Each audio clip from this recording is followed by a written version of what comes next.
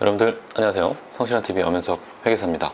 요즘 유튜브, SNS 쌀럽들 굉장히 많아졌는데 요즘 그 유튜버나 SNS를 통해서 물건을 파는 경우도 많이 있는 걸로 알고 있습니다. 이런 사건, 사고들이 좀 터지고 있고, 제 아는 분도 그 파워블로거신데 그분도 세금 때문에 몰라서 그럴 때도 있고, 알지만 그냥 걸리겠어 이런 마음에 세금 신고를 좀 등한시하는 바람에 나중에 세금 폭탄을 맞는 그런 경우도 봤습니다. 또 최근에 국세청에서 신종업종 세정지원센터라는 걸 만들어서 유튜버, SNS 마켓 사업자 등 신종업종을 영위하는 분들을 위해서 그 세무를 지원해주는 서비스를 제공하겠다고 발표를 했습니다.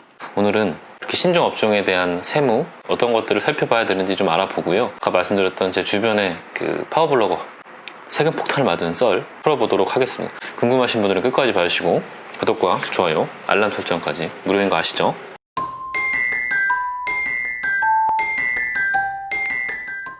먼저 이 유튜버 분들은 내가 내 촬영하는데 도와주는 보조 인력을 고용했거나 전문 촬영 장소가 있거나 이런 분들은 인적, 물적 시설이 있으므로 사업자 등록을 하셔야 됩니다. 또 인적, 물적 이런 시설 없이 그냥 취미삼아 하실 수도 있잖아요. 그런 분들은 면세 사업자로 등록을 할 수가 있습니다. 이왕 수익 승인도 낮고 본격적으로 하시는 분들이라면 유튜버들은 사업자 등록하는 게 매우 유리합니다. 유튜버 분들은 유튜브 수익을 한정해서 말씀드리면 유튜브에서 광고료 수입을 주는데 그 수입이 유튜브 코리아에서 주는 게 아닙니다. 구글 아시아 퍼시픽 LTD라는 회사에서 주는데 거기가 싱가포르에 소재하고 있거든요.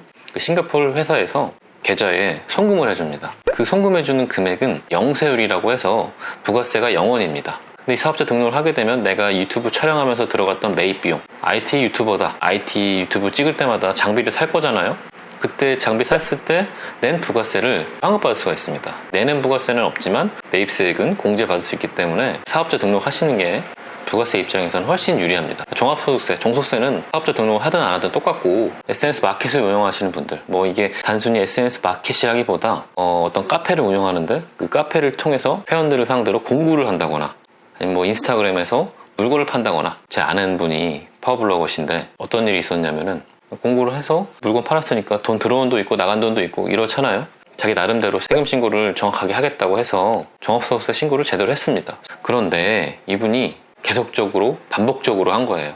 그래서 세무서에서 사업자임에도 불구하고 부가세 신고를 안 했다고 연락이 왔습니다. 부가세뿐만 아니라 사업자 등록 안 해서 미등록 가산세도 부과됐고, 부가세 신고 안 했기 때문에 무신고 가산세도 부과됐고, 세무서에서 고지한 때까지의 납부 불성실 가산세도 부과됐습니다. 이분은 누락할 마음은 없었는데 내가 이렇게 규모 있게 한 것도 아니고 사업성이 없다고 생각하고 그 회원들을 상대로 그냥 일시적으로 공고한 거다 라고 했지만, 부가치세법상 가장 중요한 것은 이 사업성이 있느냐 없느냐, 사업성이 있느냐 없느냐를 따질 때 계속적으로 하느냐 반복적으로 하느냐를 따지거든요. 법조문에는 몇 번이 계속적인 건지 몇 번이 반복적인 건지는 언급하지 않습니다. 왜냐하면 그렇게 언급하는 순간 사람들이 예를 들어 3번 물건 팔았다 그러면 계속적인 거다, 반복적인 거다 라고 하면은 2번만 팔 거 아니에요? 3번 안 하고.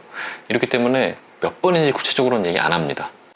하지만 여러 가지 사실 판단을 해봤을 때 이 사람은 사업성이 분명히 있다, 부가가치세법상 사업자다 라고 해서 그 사업자 등록을 직권 등록해버리는 그런 일이 생깁니다. 마진 얼마 안 남기고 저렴한 가격에 그 회원들에게 판매를 한 거다 라고 하지만 그 부가세법에서는 그런 말이 통하지가 않습니다. 왜냐면은 부가세는 내가 영리를 추구하지 않느냐 이런 걸 따지는 게 아닙니다. 재화나 용역이 공급받는 자에게 이전됐고 거기서 창출한 부가가치에 대해서 세금을 내는 거여서 그렇게 내가 영리를 띄느냐 안 띄느냐는 중요한 요소가 아닙니다.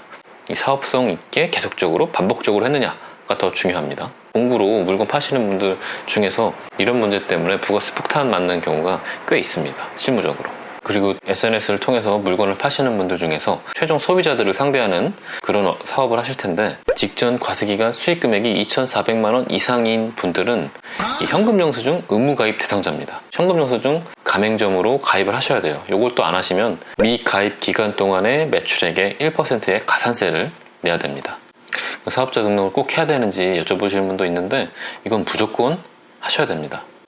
내가 계속적이고 반복적으로 뭔가를 한다 이런 분들은 꼭 하셔야 됩니다.